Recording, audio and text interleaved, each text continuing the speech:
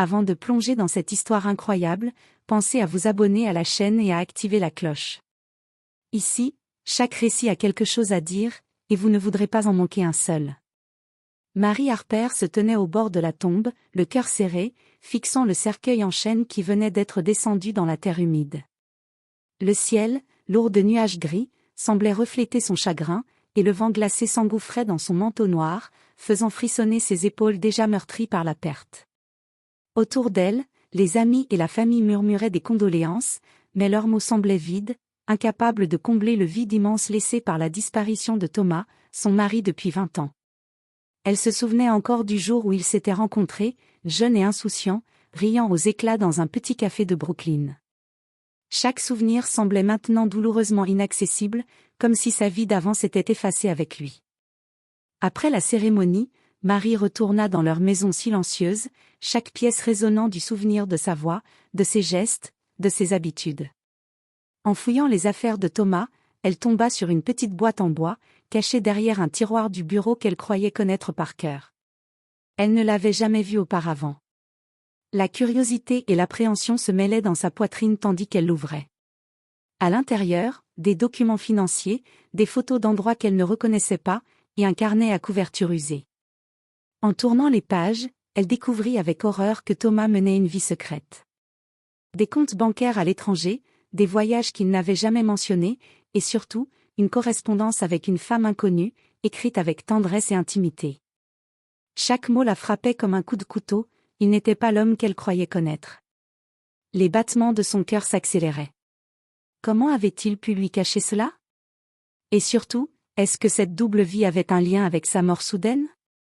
Une peur glaciale s'insinua dans ses veines, mais avec elle, une détermination inattendue, découvrir la vérité, à n'importe quel prix. Mary sentit qu'une tempête invisible venait de s'abattre sur sa vie tranquille. Elle était seule, mais désormais consciente que la vie qu'elle connaissait n'était qu'un voile, derrière lequel se cachait un monde qu'elle n'aurait jamais imaginé. Mary Harper ne pouvait pas dormir cette nuit-là.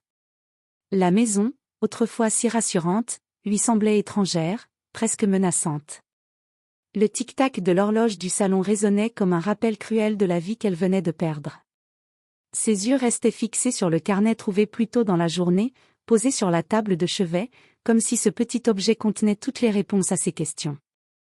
Le matin venu, après une nuit blanche, Mary s'assit avec le carnet sur les genoux. Chaque page était écrite à la main, l'écriture familière de Thomas mais avec des mots qu'elle n'avait jamais lus. Des rendez-vous secrets, des comptes bancaires dans des pays exotiques, des messages codés avec une femme nommée Isabelle Amour. Ses mains tremblaient en parcourant les lignes, pourquoi n'avait-il jamais mentionné ce nom? Qui était-elle vraiment? Mary sentit la colère monter en elle. Elle pensa aux 20 années passées à partager sa vie avec Thomas, à construire une maison, à rêver ensemble de l'avenir. Tout semblait désormais trahi. Elle se leva brusquement, renversant la chaise derrière elle, et décida de fouiller plus profondément. Dans le tiroir du bureau, elle trouva des reçus de voyage et des enveloppes cachetées envoyées à des hôtels qu'elle n'avait jamais visités.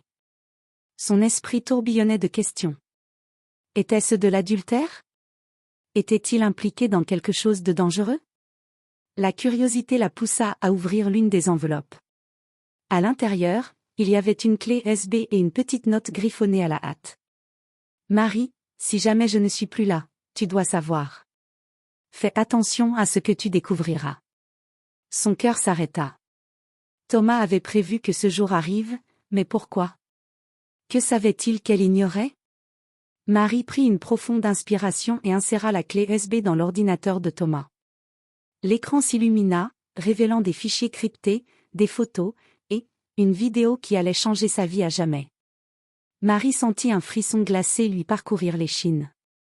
Elle n'était plus simplement veuve. Elle venait d'ouvrir la porte sur un secret qui menaçait de tout détruire autour d'elle. Et quelque part, dans l'ombre, quelqu'un ou quelque chose l'observait, attendant de voir jusqu'où elle irait pour découvrir la vérité. Mary passa la matinée à étudier les fichiers sur la clé USB. Son esprit tournait à toute vitesse, tentant de relier chaque élément. Les dossiers contenaient des photos de Thomas dans des lieux inconnus, souvent en compagnie d'une femme brune au regard pénétrant, Isabelle Amour. D'autres fichiers étaient des documents financiers, montrant des transferts d'argent massifs vers des comptes offshore, toujours accompagnés de notes cryptiques.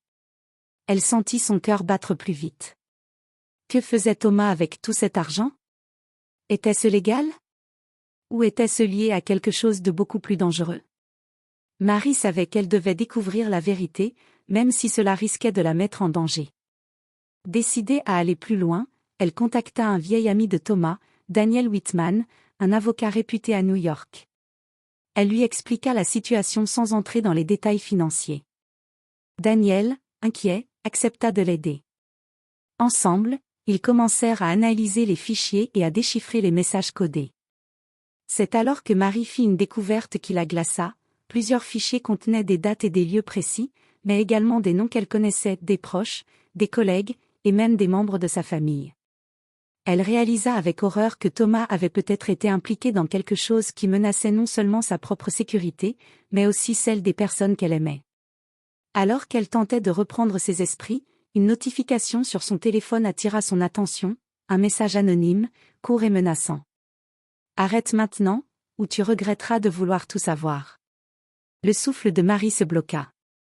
Elle comprit que découvrir la vérité sur Thomas n'était pas seulement une quête pour comprendre sa mort, mais aussi une course contre un danger invisible, un mystère bien plus vaste qu'elle ne l'avait imaginé. Pour la première fois, la veuve autrefois vulnérable sentit une détermination nouvelle, elle irait jusqu'au bout, quoi qu'il en coûte. Marie savait qu'elle ne pouvait plus reculer. Les menaces anonymes et les secrets de Thomas pesaient sur elle comme une ombre persistante. Avec Daniel à ses côtés, elle décida de suivre l'une des pistes les plus intrigantes, une série de lieux mentionnés dans les fichiers, tous liés à Isabella Moore. Le premier lieu était un petit appartement discret à Brooklyn, loin du quartier animé où elle et Thomas avaient vécu. En s'approchant, Marie sentit son cœur battre à toute vitesse. Elle n'était plus simplement une veuve en deuil, elle se sentait traquée, comme si chaque pas la rapprochait d'une vérité dangereuse. Elle frappa à la porte, hésitante. Une voix féminine répondit. « Oui. » Marie se présenta, expliquant qu'elle recherchait des informations sur Thomas Harper.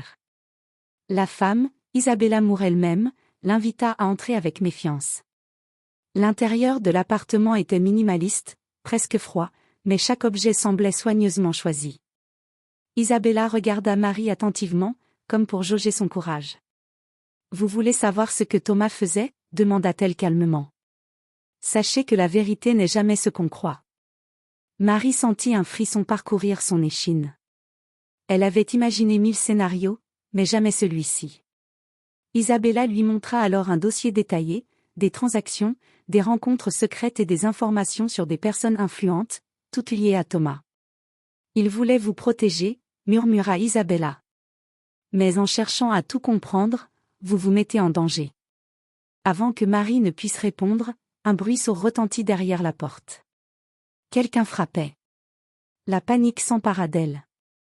Isabella attrapa une enveloppe et la glissa dans les mains de Marie. « Prenez ceci.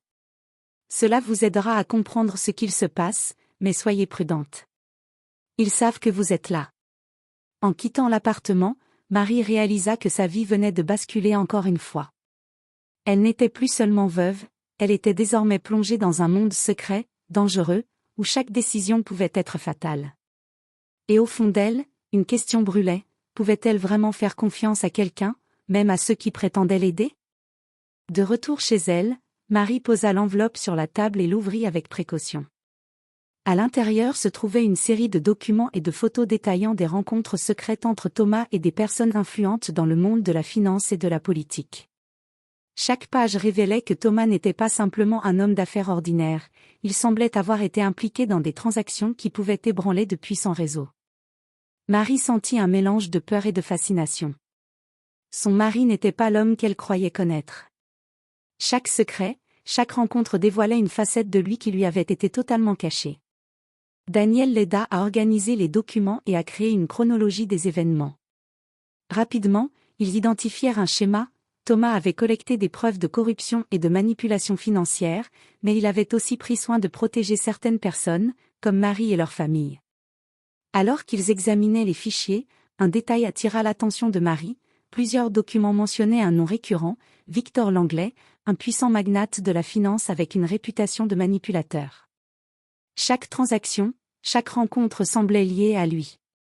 Le simple fait de prononcer son nom fit frissonner Marie. Si Thomas a croisé l'Anglais, dit Daniel, tu dois être extrêmement prudente. Cet homme n'hésite jamais à éliminer ceux qui le gênent. Marie comprit alors l'ampleur du danger. Ce n'était plus seulement une question de trahison ou de secret, la vie de tous ceux qu'elle aimait pouvait être menacée. Pourtant, au fond d'elle, une détermination brûlait plus fort que jamais. Elle devait découvrir la vérité, et surtout, protéger ce qui lui restait de normalité. Cette nuit-là, en regardant les documents sous la lumière tamisée de sa lampe, Marie prit une décision, elle ne se contenterait pas de comprendre les secrets de Thomas. Elle allait se battre pour déterrer toute la vérité, même si cela signifiait affronter Victor l'Anglais lui-même. Et quelque part, dans l'ombre, elle sentit que quelqu'un surveillait ses mouvements, prêt à tout pour que le passé reste enfoui. Marie ne dormait presque plus. Chaque nuit, les documents de Thomas s'entassaient autour d'elle, comme un puzzle à reconstituer. Son esprit refusait le repos, obsédé par un nom, Victor l'Anglais. Daniel lui avait conseillé la prudence, mais Marie savait qu'elle devait agir. En revisitant les fichiers de Thomas, elle tomba sur un dossier qu'elle n'avait pas encore ouvert. Il était intitulé « Pour Marie si quelque chose m'arrive ». Son cœur s'accéléra. La main tremblante, elle ouvrit le fichier et découvrit une série de vidéos et de messages cryptés que Thomas avait préparés pour elle. Dans la première vidéo, Thomas apparaissait, l'air sérieux mais avec une douceur infinie dans le regard. « Marie, si tu regardes ceci, c'est que je ne suis plus là pour t'expliquer. Je sais que tu découvriras des choses qui te dépasseront. Mais sache une chose, tu es plus forte que tu ne le crois. Tout ce que j'ai fait, je l'ai fait pour te protéger et protéger notre famille. » Marie sentit une larme couler sur sa joue. Elle poursuivit la vidéo et découvrit que Thomas avait laissé des instructions pour la retrouver dans le cas où quelqu'un tenterait de détruire les preuves qu'il avait accumulées contre Victor l'Anglais. Il avait anticipé tous les dangers. Puis, elle trouva un mot codé, une adresse et un mot de passe. Daniel l'aida à décoder l'ensemble, révélant un coffre sécurisé dans un petit entrepôt à Manhattan. Selon Thomas, le contenu de ce coffre était la clé pour comprendre l'ampleur du réseau de l'Anglais et pouvoir se défendre contre lui. « Marie, dit Daniel, si nous allons là-bas, nous devons être extrêmement prudents. Ce n'est pas seulement une enquête, c'est une opération dangereuse. » Mais Marie savait qu'elle n'avait plus le choix. La vérité l'appelait, et elle était prête à affronter tout ce qui se dresserait sur son chemin. Elle prit une profonde inspiration, rassembla son courage et décida de se rendre à l'entrepôt le lendemain. Cette nuit-là, tandis qu'elle préparait son sac avec précaution, une silhouette observait sa maison depuis l'ombre. Quelqu'un savait qu'elle avait trouvé le message de Thomas, et ne comptait pas rester les bras croisés. Le lendemain matin, Marie et Daniel prirent la voiture en silence. L'air était chargé de tension, chaque bruit de la ville semblait exagéré. L'adresse indiquée par Thomas les conduisit à un entrepôt discret dans une ruelle peu fréquentée de Manhattan. L'endroit paraissait banal, presque abandonné, mais Marie sentait que derrière ces murs se cachait la vérité qu'elle cherchait depuis des semaines. En entrant, ils furent frappés par l'odeur de poussière et de vieux cartons. Le coffre sécurisé de Thomas les attendait, exactement à l'endroit indiqué dans la vidéo. Daniel s'agenouilla et utilisa le mot de passe que Thomas avait laissé, un mélange de chiffres et de lettres apparemment insignifiants, mais qui ouvrit instantanément le coffre. À l'intérieur, des documents explosifs, des contrats, des relevés bancaires détaillant des transactions illégales, des enregistrements audio de conversations compromettantes, et surtout, une liasse de lettres et de notes personnelles de Thomas à Marie.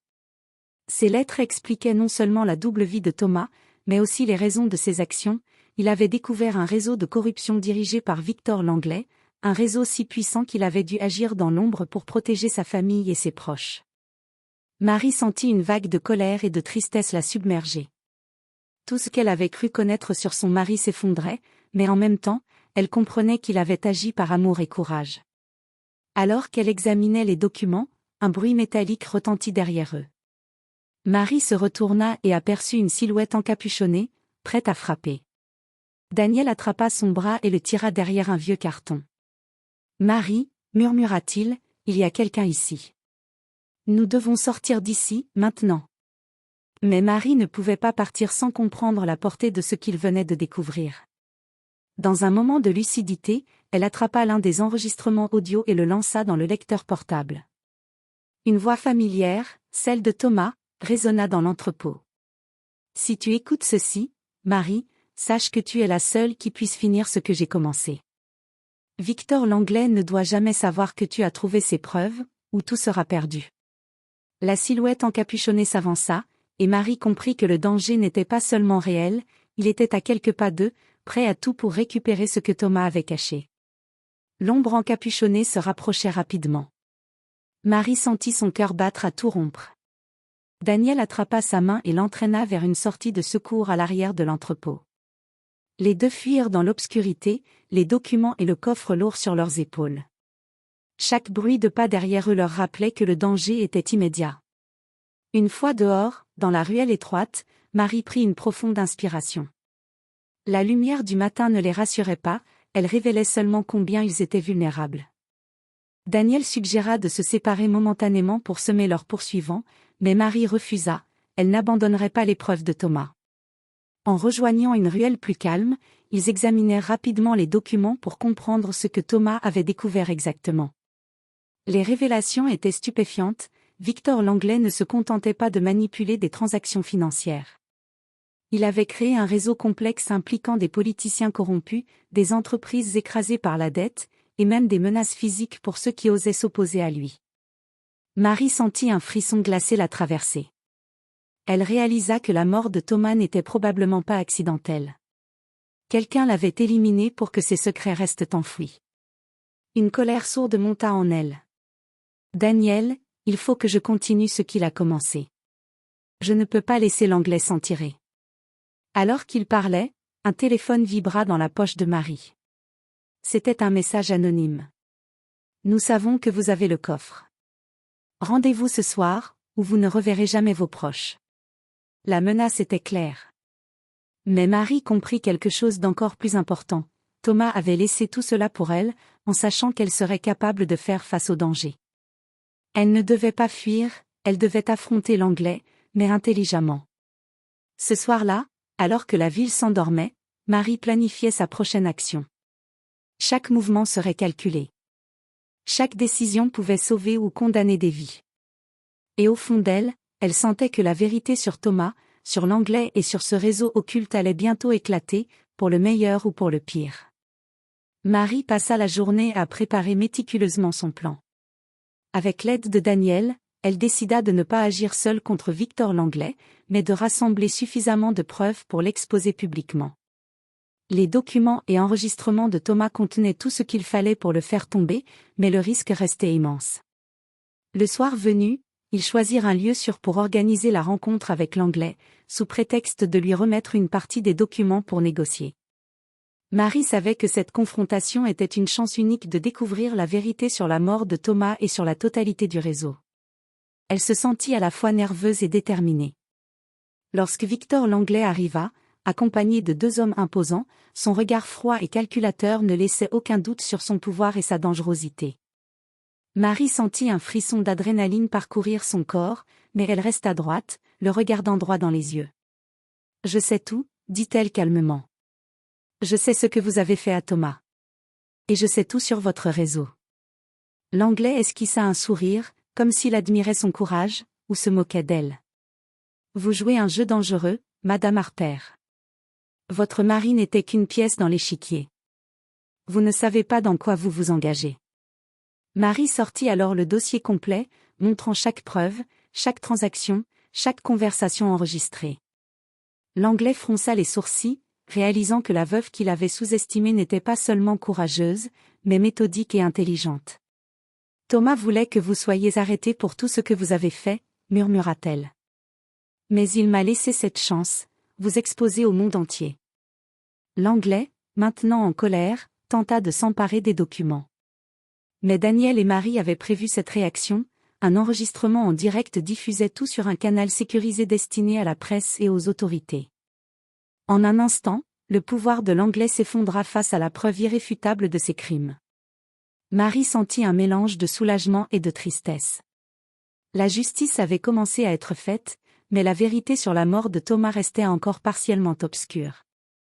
Cependant, elle savait que chaque secret révélé rapprochait la justice de la lumière et vengeait, d'une certaine manière, son mari. Après la confrontation avec Victor Langlais, Marie sentit un poids se lever de ses épaules, mais elle savait qu'elle n'avait pas encore découvert toute la vérité.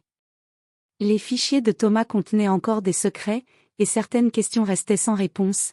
Pourquoi Thomas avait-il pris autant de risques, et surtout, qu'il avait tué réellement? En rentrant chez elle, Marie se replongea dans les lettres et vidéos que Thomas avait laissées. Elle tomba sur un message qu'elle n'avait pas encore visionné. Marie, si tu écoutes ceci, c'est que tu es sur le point de découvrir quelque chose d'inimaginable. Je n'étais pas seulement un homme d'affaires impliqué dans ce réseau. J'étais infiltré pour le démanteler de l'intérieur. Chaque transaction, chaque rendez-vous, chaque mensonge, je les ai utilisés pour collecter des preuves contre l'Anglais et ses complices. Marie sentit son souffle se couper. Thomas n'avait pas seulement cherché à protéger sa famille, il avait consciemment pris le risque de sa vie pour mettre fin à un réseau criminel dangereux. Dans une autre vidéo, Thomas révéla quelque chose d'encore plus choquant. Je savais que l'Anglais ne reculerait devant rien. Si quelque chose m'arrivait, tu devrais continuer mon travail. Mais ce que tu dois surtout savoir, ce n'est pas que je suis mort à cause de l'Anglais. Ce qui m'a coûté la vie, c'est une trahison, quelqu'un de très proche de nous. Marie sentit une vague de stupeur et de peur. Elle venait de réaliser que sa quête pour découvrir la vérité était loin d'être terminée. La mort de Thomas n'avait pas été un accident, ni seulement l'œuvre de l'Anglais. Une trahison personnelle, inimaginable, avait permis que tout cela se produise. Pour la première fois depuis le début, Marie sentit le poids du mystère complet sur ses épaules. Mais cette révélation, bien que terrifiante, renforça sa détermination.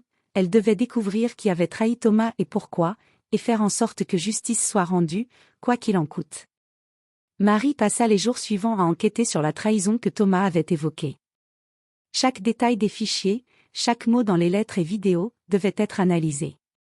Daniel l'aidait à recouper les informations, mais Marie sentait au fond d'elle qu'elle était sur le point de découvrir quelque chose d'inimaginable. Puis, un soir, en examinant les derniers documents, elle tomba sur une série de messages codés que Thomas avait envoyés à sa meilleure amie de toujours, Lydia Bennett. Marie sentit son cœur se serrer. Elle n'aurait jamais imaginé que quelqu'un en qui Thomas avait une confiance absolue puisse être impliqué. Avec précaution, elle confronta Lydia. La femme, d'abord souriante et confiante, perdit peu à peu son assurance sous le regard déterminé de Marie. Les aveux tombèrent, Lydia avait été manipulée par Victor Langlais depuis des années. Elle avait divulgué des informations sur les mouvements de Thomas, croyant que cela aiderait sa propre carrière dans le monde des affaires. Elle n'avait jamais imaginé que cela mènerait à la mort de Thomas. Je ne savais pas que ça irait aussi loin, balbutia Lydia, les yeux remplis de larmes. Marie, le cœur lourd mais ferme, savait que la justice devait suivre son cours. Avec Daniel, elle remit toutes les preuves aux autorités compétentes. L'Anglais et ses complices furent arrêtés, et Lydia, bien que trahie par son propre choix, dut répondre de ses actes devant la loi. Enfin, Marie se tenait devant la tombe de Thomas, le vent caressant doucement son visage. Elle murmura. « Je t'ai trouvé la vérité, Thomas.